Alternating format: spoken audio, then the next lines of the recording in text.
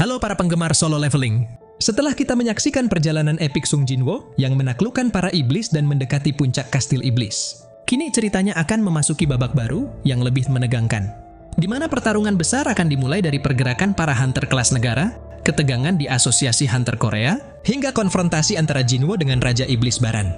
Tapi sebelum kita lanjutkan pembahasannya, bolehlah kasih like dan subscribe dulu channel ini. Semoga kalian selalu diberi kesehatan dan selalu berbahagia. 果たしてどこまで行けるか。悪魔の城攻略。 Di dunia yang penuh ketidakpastian, Sung Jinwo terus melangkah menembus rintangan demi rintangan di dalam dungeon. Kali ini ia ditemani oleh Esil, seorang putri iblis yang berusaha membantunya mendapatkan entry permit untuk naik ke lantai berikutnya. Namun di tengah perjalanan, Esil tiba-tiba merasakan pusing yang luar biasa akibat gangguan sistem, hingga akhirnya pingsan. Sesuatu yang berhubungan dengan sistem telah mencegah Esil mengungkapkan informasi tentang musuh mereka yang sebenarnya. Bahkan yang lebih parahnya lagi, ternyata pengaruh sistem itu juga mengganggu keseimbangan dunia manusia. Sementara ketika Jinwo mulai berpikir, jika analisanya memang benar, maka musuh yang dihadapi para iblis mungkin adalah kunci dari semua ini. Scene kemudian berganti ke sebuah ruangan di gedung asosiasi hunter, yang saat ini sedang melihat rekaman pertarungan para hunter melawan monster semut. Para hunter itu tampak kewalahan menghadapi monster semut, tidak peduli meskipun mereka menang jumlah. Semuanya bertanya-tanya, sebenarnya monster apa yang sedang mereka hadapi? Hingga setelah melihat monster semut itu sengaja mengincar hunter lemah terlebih dahulu, lalu setelah jumlah para hunter berkurang banyak, monster semut itu kemudian juga membunuh para hunter healer untuk lebih melemahkan mereka lagi. Di sini ada salah satu hunter yang mulai menyadari bahwa monster semut itu memiliki kecerdasan yang tinggi. Dari hasil rekaman terakhir yang direkam oleh black box mobil warga, di situ terlihat seluruh masyarakat di pulau yang didatangi oleh monster semut mutan itu telah dibantai habis. Menurut laporan, semut mutan itu pertama kali ditemukan di pulau kecil yang dekat dengan tempat semut itu dikalahkan. Jadi para hunter divisi pengawas ini sangat yakin, semut itu pasti langsung pergi setelah dia selesai berburu di pulau kecil tersebut.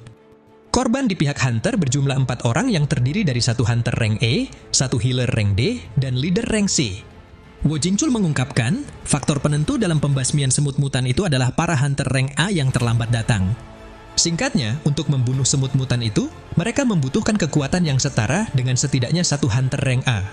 Korban dari warga sipil berjumlah 294 orang, dan jumlah hunter yang dikirim adalah 108 orang. Mengingat semut mutan itu bisa terbang dan punya kemampuan bisa mendeteksi bahaya hingga akhirnya kabur, maka keputusan Asosiasi Hunter Jepang mengirim jumlah hunter sebanyak itu tidaklah berlebihan. Dijelaskan negara Jepang merupakan salah satu negara yang memiliki sistem hunter tercanggih di Asia. Tapi setelah melihat Jepang memiliki korban sebanyak itu, tentunya pihak Asosiasi Hunter Korea jadi khawatir bagaimana cara mereka menghadapi semut mutan tersebut. Terlebih lagi, karena negara Korea juga memiliki banyak pulau sama seperti negara Jepang, maka akan sulit bagi mereka untuk mengawasi semuanya. Ketua Go Gun Hee kemudian berkata, pulau yang diserang oleh semut mutan itu berjarak 150 km dari Pulau Jeju. Jadi jika semutnya bisa terbang sejauh itu, maka sudah bisa dipastikan semut tersebut tidak hanya akan menyerang daerah pantai, tapi juga bisa terbang ke Mokpo, bahkan sampai ke Pulau Jindo ataupun Pulau Wando. Mengingat negara Korea Selatan tidak memiliki SDM seperti Jepang yang bisa mengirim hunter di setiap pulau, Go Gun Hee khawatir jika mereka mengirim hunter dengan rank rendah, hal itu hanya akan membuat mereka menjadi makanan bagi semut mutan tersebut. Di dalam benaknya Go Gun Hee bertanya-tanya, siapa yang akan menolong Korea Selatan di situasi seperti ini? Apakah itu adalah negara yang memiliki hunter yang banyak dan wilayah yang luas seperti Cina atau Rusia? Ataukah negara Amerika yang telah menolak untuk membantu ketika pertama kalinya Gate Rank S muncul? Setelah rapat itu selesai, Wo Jinchul terlihat menghampiri Go Gun Hee untuk menyampaikan ada seseorang yang telah menghubungi mereka secara rahasia. Namun ketika Go Gun Hee mendengar bahwa seseorang itu ternyata adalah Hunter Hwang Dong-su dari Guild Scavenger, dan dia akan bekerja sama dalam raid ke Pulau Jeju nanti. Di sini Go Gun Hee langsung bisa menebak, pasti rencana Hwang Dong-su yang sebenarnya bukanlah untuk membantu mereka, melainkan dia hanya ingin mengincar Sung Jinwo. Tapi berhubung pada kasus Red Gate sebelumnya, Hwang Dong-su punya masalah dengan Hunter Baek Yunho. Alhasil, Wo Jinchul telah mengirimkan surat penolakan kepada Hwang Dong-su untuk melarangnya masuk ke negara ini lagi. Sementara, ketika Wo Jinchul juga menyampaikan bahwa Hwang Dong-su bukan satu-satunya hunter yang menghubungi mereka, tapi ada juga satu hunter level negara yang ingin bertemu dengan Go Gun Hee, dan sekarang dia sudah berada di Korea. Scene kemudian kembali berganti ke sisi dungeon kastil iblis, dan di sini terlihat Esil yang sudah bangun dari pingsannya. Esil tampak sangat terkejut dan tidak menyangka saat ia mengetahui bahwa Jinwo telah melindunginya dari para iblis yang mencoba menyerangnya. Jadi sebagai bentuk terima kasih kepada Jinwo, saat itu Esil pun langsung membawa Jinwo pergi ke kastil untuk menemui ayahnya, sekaligus untuk mendapatkan entry permit yang Jinwo inginkan. Sesampainya di kastil itu, ayah Esil yang merupakan pemimpin ras mereka, sontak jadi dibuat terkejut dan juga ketakutan saat melihat kehadiran Jinwo. Esil kemudian mencoba menjelaskan kepada ayahnya bahwa Jinwo adalah tamu penting dan dia tidaklah berbahaya. Namun berhubung ayahnya bisa melihat ada banyak pasukan yang bersembunyi di balik bayangan Jinwo, sontak Esil pun langsung dimarahi oleh ayahnya, tamu macam apa yang membawa pasukannya untuk bertamu ke rumah orang lain. Dan di saat itu juga, beberapa iblis kesatria segera bertindak untuk menyerang Jinwo. Namun alih-alih merasa gentar terhadap ancaman para iblis kesatria tersebut, di sini Jinwo hanya menyeringai tipis, sembari berkata, "Aku hanya ingin meminta dua hal. Pertama, berikan entry permit padaku. Dan yang kedua, aku ingin meminjam putrimu sebentar." Mendengar hal itu, wajah Esil langsung memerah karena malu pada Jinwo. Namun ternyata, Jinwo hanya berpikir bahwa ia cuma membutuhkan Esil sebagai pemandu untuk menuju ke lantai-lantai berikutnya. Pada awalnya, ayah Esil ingin menolak permintaan Jinwo di saat itu juga. Tapi setelah ia berpikir sejenak bahwa manusia yang ada di hadapannya adalah orang yang membantai para iblis dan menaiki lantai dengan cepat. Bahkan ia juga tidak yakin bisa menghadapi Jinwo setelah tahu kalau Vulkan dan Metus telah Jinwo kalahkan dengan mudah. Dengan berat hati, akhirnya ayah Esil terpaksa memberikan entry permit kepada Jinwo, asalkan Jinwo harus berjanji tidak akan membahayakan putrinya.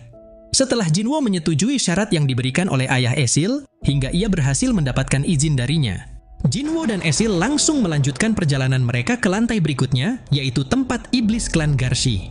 Di sini Esil berencana akan menggunakan minuman kesukaan ketua klan Garshi untuk bernegosiasi. Tapi Jinwo menolak cara tersebut karena dia berencana akan mengambil entry permit dengan caranya sendiri. Tak lama setelah Jinwo menyuruh Esil menunggu di luar saja, sementara dirinya akan masuk ke dalam kastil klan Garshi dengan membawa pasukan bayangannya. Hanya dalam beberapa menit, Jinwo telah berhasil mengalahkan semua musuh, hingga suara ledakan dan teriakan iblis seketika menggema dari dalam kastil. Scene kemudian kembali berganti ke kantor Asosiasi Hunter Korea.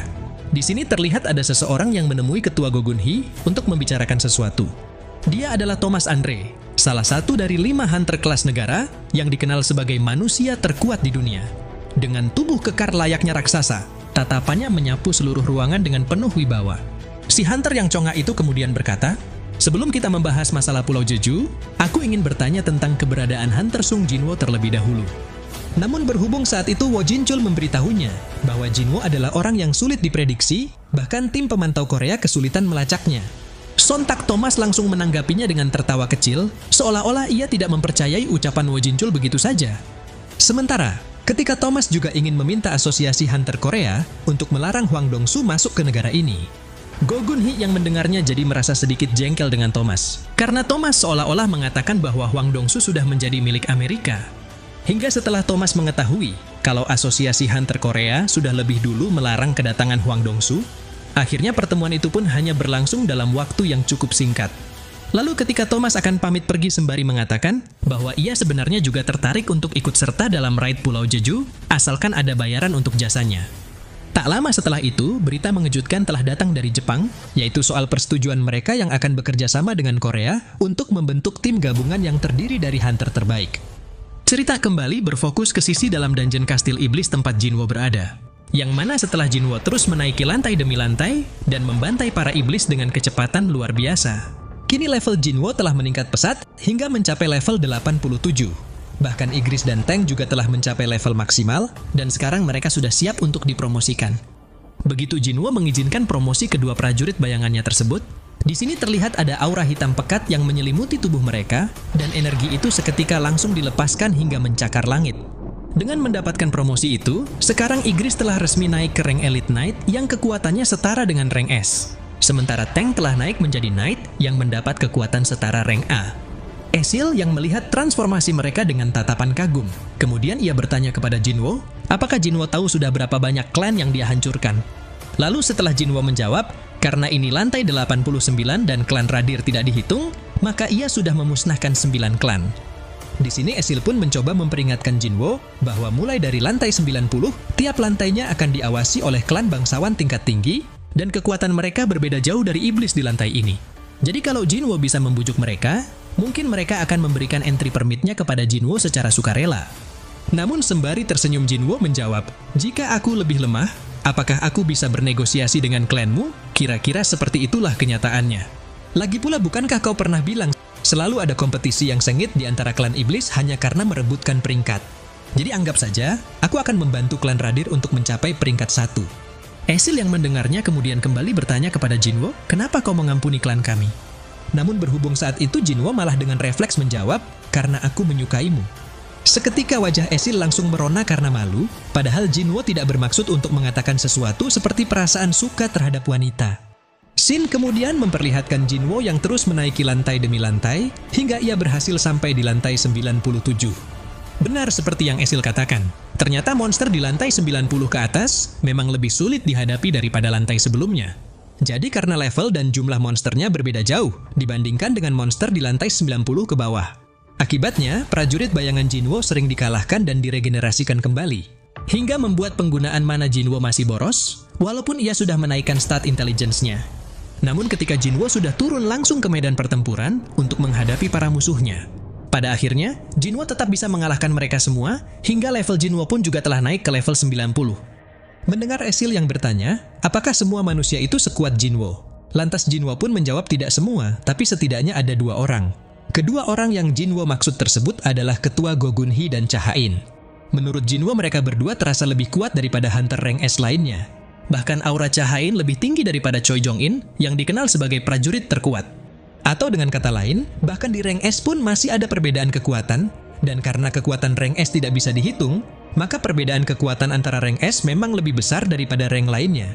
Esil yang saat itu disuruh oleh Jinwo untuk pulang ke kastilnya, karena mulai dari sini ia bisa mengatasinya sendiri. Sontak Esil pun jadi tampak kecewa dan langsung bertanya kepada Jinwo, apakah dirinya sudah tidak berguna lagi? Tapi karena Esil masih ingin ikut dengan Jinwo, dan dia ingin melihat hasil akhir dari pertarungan ini. Pada akhirnya, Jinwo tetap membiarkan Esil berpetualang dengannya, lalu mereka langsung memasuki gerbang menuju ke lantai 98. Sementara itu di tempat berbeda di ruangan pertemuan Asosiasi Hunter. Di sini terlihat Ketua Gogunhee yang sedang kedatangan tamu dari Jepang yang bernama Kotoryuji. Hanya dengan melihatnya saja, Gogunhee langsung bisa merasakan kalau Kotoryuji adalah hunter yang sangat kuat dan dia bukanlah manusia biasa. Diceritakan saat ini ada 21 hunter rank S di Jepang, dan 11 dari mereka berada di guild milik Kotoryuji yang bernama Draw Sword. Berbeda dengan 5 guild di Korea yang saling berkompetisi. Di Jepang ada 1 guild yang memiliki kekuasaan, dan guild Kotoryuji lah yang merupakan guild terbesar di Asia setelah guild di Cina. Sementara ketika suasana di ruangan itu terasa semakin tegang, Hanekawa sang penerjemah langsung menyerahkan data penelitian Jepang kepada Gogunhee. Berkas-berkas itu berisi rincian pergerakan monster semut dan analisis strategi yang telah dikumpulkan tim Jepang. Berdasarkan dari yang diucapkan oleh Kotoryuji dalam bahasa Jepang, Hanekawa menerjemahkan bahwa mereka tidak akan mengabaikan Pulau Jeju lagi, dan mereka berjanji akan memberikan bantuan kepada Korea Selatan. Kotoryuji mengatakan, pihak Jepang ingin mengusulkan untuk membentuk tim gabungan yang terdiri dari hunter terbaik. Jadi karena Pulau Jeju adalah tempat yang berbahaya dan merupakan gate rank S, maka mereka sudah menyiapkan rencana yang tepat, bahkan mereka juga sudah mengetahui kelemahan fatal koloni semut di Pulau Jeju tersebut. Dari informasi yang Jepang kumpulkan, diketahui semut mutan itu hanya memiliki umur 1 tahun saja. Jadi jika mereka bisa membunuh ratu semutnya, maka bisa dipastikan semua semut lain akan mati dalam 1 tahun, dan Pulau Jeju akan terbebas dari mereka. Lalu ketika Gogunhee bertanya, kau sudah tahu kan, kalau semut rela berkorban demi menjaga ratunya? Di sini Kotoryuji kembali mengatakan tentu saja mereka mengetahui soal itu, dan mereka harus menembus pertahanan ribuan semut. Tapi semua itu akan berbeda jika semua semut itu meninggalkan sarangnya. Kotoryuji mengungkapkan, dulu hal semacam itu pernah terjadi 3 kali, yaitu ketika hunter Korea mendarat di Pulau Jeju untuk raid. Pada ketiga kejadian itu telah dikonfirmasi bahwa semut pernah meninggalkan sarangnya dan mengerumuni para hunter. Di akhir penjelasannya, Kotoryuji juga menegaskan bahwa 10 hunter rank S termasuk dirinya telah berencana untuk mengikuti raid Pulau Jeju yang akan datang, di mana mereka yang akan menjadi umpan untuk menarik perhatian semutnya, sementara hunter Korea akan bertindak untuk menghadapi ratu semut. Kotoryuji yakin jika para hunter rank S mereka dibagi dan menyerang ke segala arah, maka semutnya pasti akan langsung mendatangi lokasi serangan mereka, dan ratu semutnya akan ditinggalkan di sarangnya sendirian. Lalu di saat itulah, hunter rank S Korea akan menyusup ke Pulau Jeju menggunakan helikopter untuk membunuh ratu semut dan kemudian pergi dari sarangnya dengan helikopter yang sama. Setelah mendengar semua strategi yang Kotor Yuji sampaikan, menurut Go Gun-hee, strategi itu mungkin saja berhasil. Namun yang membuat Go Gun-hee penasaran adalah, kenapa Kotor Yuji rela membantu Korea? Bahkan ia sampai mengirim semua hunter rank S miliknya, kecuali 1 orang. Tapi mengingat koloni semut itu bisa berevolusi dengan kecepatan yang mengerikan, dan mereka tidak tahu kapan seluruh populasi semut bisa terbang. Pada akhirnya Go Gun-hee pun setuju untuk bekerja sama dengan hunter Jepang, lagi pula mereka tidak bisa membiarkan masalah ini lebih lama lagi. Scene kemudian kembali berganti ke sisi Jinwo dan Esil yang telah tiba di lantai terakhir setelah mereka berhasil melewati lantai sebelumnya dengan cepat. Yang mana ketika Jinwo memasuki lantai ke-100 yang menjadi tempat bos terakhir di Dungeon Kastil Iblis. Di sana mereka langsung disergap oleh seekor monster naga yang terbang menghampiri Jinwo dan Esil. Jinwo sadar, energi yang sangat kuat ini bukanlah dipancarkan oleh monster naga tersebut, melainkan dari sosok iblis yang menungganginya. Dia adalah sosok yang jauh lebih mengerikan dibandingkan iblis-iblis sebelumnya, yaitu Sang Raja Iblis Baran. Tubuhnya menjulang tinggi dengan tanduk panjang yang melingkar di kepalanya, matanya merah menyala penuh kebencian, dan ia mengenakan armor berwarna hitam keemasan yang memancarkan aura mengintimidasi. Saat melihat kemunculan Raja Iblis Baran dengan ekspresi yang penuh kesombongan, sontak Jinwo langsung bisa merasakan aura Raja Iblis Baran yang sangat tidak normal, hingga membuat Jinwo jadi sedikit ragu apakah ia bisa menang melawannya. Bahkan di sisi Esil yang baru pertama kali melihat Baran, juga dibuat sangat ketakutan dengan hawa membunuh dan sangat kuat yang dilepaskan olehnya. Terlebih lagi karena Baran juga memiliki makhluk yang bisa terbang bernama Wyvern Kaiselin. Di sini Jinwo sangat yakin bahwa melawan makhluk itu pasti akan menjadi pertarungan yang begitu menyebalkan. Namun berhubung makhluk itu bukanlah iblis, melainkan hanyalah hewan tunggangan biasa. Lantas Jinwo pun berpikir, mungkin saja ia bisa mengekstrak bayangannya. Nah, jadi inilah keseluruhan cerita dari video solo leveling season 2 episode 9 kali ini. Terima kasih buat teman-teman yang sudah nonton sampai selesai. Kira-kira akan ada keseruan apalagi setelah ini? Tetap nantikan update video lanjutannya hanya di channel Onobe.